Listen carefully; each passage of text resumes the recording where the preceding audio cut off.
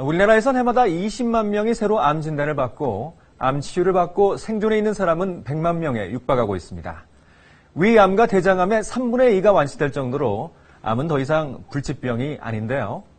각종 암의 단계별 생존율이 처음 집계돼 관심을 끌고 있습니다. 국립암센터가 62만 명의 암 환자를 분석한 결과입니다. 암은 5년 생존율을 따집니다. 치료 후 5년 이상 살아있다는 것은 거의 완치됐다는 의미인데요. 5년 생존율이 위암과 대장암은 70%가량, 유방암과 전립선암은 90% 이상 되는 것으로 나타났습니다. 생존율이 가장 낮은 암은 폐암인데요. 생존율이 20%였고 간암도 27%에 머물렀습니다. 다른 장기로 전이된 말기암의 경우엔 어떨까요? 역시 생존율이 떨어집니다. 하지만 유방암과 전립선암은 예외였습니다.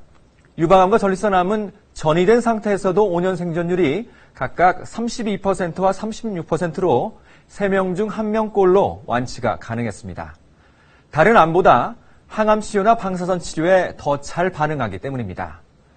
우리나라 암 치료 성적을 미국과 비교해봤습니다. 보시는 것처럼 전립선암만 조금 떨어질 뿐 위암과 대장암, 간암은 미국보다 5년 생존율이 월등히 높습니다. 건강검진이 활성화되면서 조기 진단이 많고 치료 기술도 대등하기 때문인데요. 특히 갑상선암은 조기 발견 시에 일반인보다 오히려 생존율이 높았습니다. 그 이유를 박광식 의학 전문 기자가 분석했습니다. 4년 전 갑상선암 수술을 받은 50대 여성입니다. 수술 전보다 오히려 활동이 왕성합니다. 안치라는 걸 저는 믿었어요. 6개월에 한 번씩은 꼭 건강 체크를 합니다. 그리고 규칙적인 생활을 많이 해요, 저는.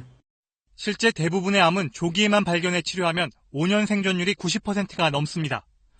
그런데 갑상선암의 경우 일반인의 5년 생존율을 100으로 볼 때 이보다 높은 100.4나 돼서 생존율이 오히려 더 높았습니다. 갑상선암의 경우에는 검사할 가능성이 높기 때문에 그런 분들이 검사를 안 하시는 분보다는 건강에 대한 관심도나 이런 것들이 많기 때문에 비교적 예후가 좋은 갑상선암이 오히려 건강을 챙기는 전화위복이 된 셈입니다. 또 암에 걸리고 얼마나 오래 사느냐는 나이도 중요합니다. 보통 암 환자의 나이가 많을수록 생존율은 감소합니다. 하지만 전립선암은 예외적으로 20대부터 40대 젊은 나이에 발견될 경우 생존율이 낮았습니다. 젊다고 이게 안전지대에 결코 있다는 게 아니라는 거죠. 젊은 층에서 생긴 종양들이 빈도는 낮지만 상대적으로 조직 분화도나 예후 면에서 되게 불리하다. 결국 암에 걸리고도 얼마나 오래 살 수 있느냐 하는 것은 조기 검진과 건강한 생활 습관에 달려 있다는 것을 보여주고 있습니다. KBS 뉴스 박광식입니다.